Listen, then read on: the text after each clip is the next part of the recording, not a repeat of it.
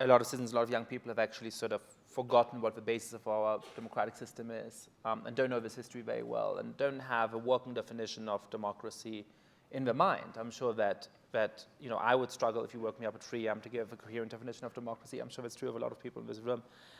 One of my favorite parts of Federalist to teach is not Federalist 10, but one of the later Federalist papers where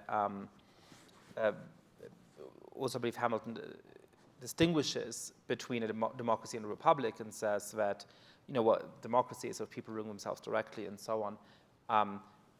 But the real distinction of a republic is, capital letters, the total exclusion of a people in their collective capacity from any share in the government.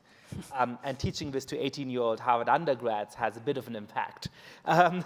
People are a little shaken up by that, so it's an interesting thing.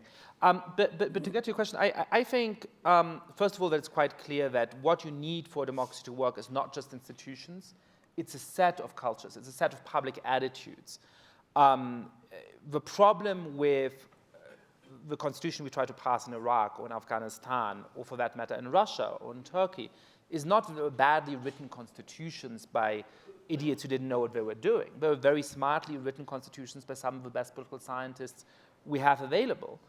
But it was very difficult to make democracy stick in those countries because they didn't have democratic cultures of a kind that Tocqueville had described for America in the 19th century.